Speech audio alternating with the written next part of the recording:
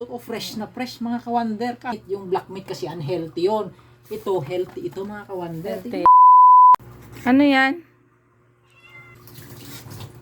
Salmon. Salmon? Salmon. Salmon? Salmon. Salmon ka pa dyan. Salmon Ayan lang o, pala. bumili ako sa palengke o, murang-mura o. O, Magkano? ayan mga kawander, murang-mura o. 120 pesos lang, may isang ganito ka nice. Kulang-kulang 1 kilo na to. O. Sarap yan. Sabawan. Ayan o. Ayan. Pagkain to ng mga sosyal mga kawander. Sosyal yan. Oh. Pagkain ng sosyal? Pagkain na sosyal yan. Bakit mo sabing sosyal? Salmon nga yan. Oh. Mahal ito. Mahal yan? Kaso, yung ano na lang to, yung sa gitna. Oh. Wala na yung fillet niya. Siyempre yung fillet, malakas yun. Mahal yun. Pangmayaman yun. Pangmayaman. Ito, Pag ganyan, pag ganito, para sa atin ito, kasi ito yung afford natin. ay pag ganyan pang mahirap talaga yan. Anong pang mahirap? Anong pang mahirap lang yan na ulam? Pag ganyan na Pangmayaman nga ito na ulam. Anong pang mahirap? Pangmayaman yan, oh. Kaya ko yung inuugasan, yan, nilalagay ko dito sa plastic, ganyan, oh. Para hiwa-hiwalayin ko na. Pag nagluto tayo, di kuha ka na lang sa plastic. Oh. ganun. Eh, At saka- ano yung ibig mo sabihin? Pangmayaman yan na ulam. Oo nga, kasi mahal nga ito. Tignan mo nga, ito yung sinatawag nilang pink salmon. Iwan ko ba kung bakit tinawag na pink salmon. Ito yung orange naman ito. Minsan magulo rin yung pangalan, ano? Pink salmon. Oh, yun ang sabi nila. Eh, kung titignan mo, orange naman yan.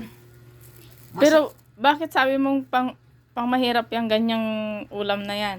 Hindi yan pang mahirap, pang mayaman yan.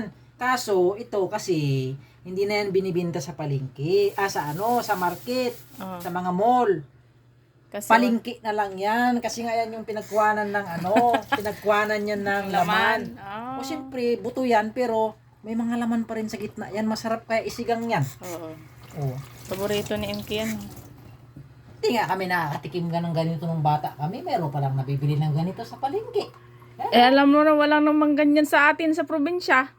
Wala nga akong nakita ganito sa Mindanao. Nandito Oo, lang sa dito ano, lang oh. din sa Manila. Isipin mo, ang lalaki ng buntot o fresh na fresh mga kawander. Kaso wala na yung fillet. Yan na lang naiwan. Oh. Orange na orange talaga siya, no? Oh, pangsigang yan. Oh, kaya nito. Oh, isang ulaman na yan, oh. Yan. Oh, di ba? Ilang kaulaman natin yan? 3? Iwan ko, tatlo siguro. 3 siguro. Oh. Siyempre, hindi mo naman ulamin lahat yan. Kailangan mong magtipid. Hindi Ano natin ba? mauulam lahat yan. Kamo. Kunti-kunti lang naman na uulam natin yan eh. Di ba? Sabaw lang. Sabaw ang masarap yan. Saka tignan mo naman, oh, fresh na fresh. Mm. Di ba? Oh. Walang ano yan, walang pakimi-kimi yan. Oh, di ba? Masarap, masarap na ulam yan. ito mga kawander. Yung pink na pink. Pink. Pero orange naman. Oh, pink salmon.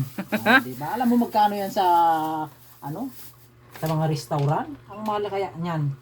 Oo nga. Oh, di ba? Hindi natin afford. Mas gusto ko ito kaysa yung sa mga tuna naman na black meat. Yung black meat kasi unhealthy yon. Ito, healthy ito mga kawander. Healthy Tingnan yan. mo naman, oh. Oh, Sarap. Diba? Ang sarap. Orange na orange. Oh. Ano ko ba tinawag ko na Oh, sige na. salmon? Isa pa, oh. Di ba, oh? 3 na yan. 3 kaulaman yan, oh. Ilalagay natin sa rep. Ipo-frozen natin yan. Para pag gusto mo ng sabaw-sabaw, oh, di... Sabaw tayo. May sasabaw tayo. Kaya tatanggalin natin yung mga ganito. Para yung mga, dyan, tatanggalin yung mga dumi-dumi dyan sa may ano. Yan, oh.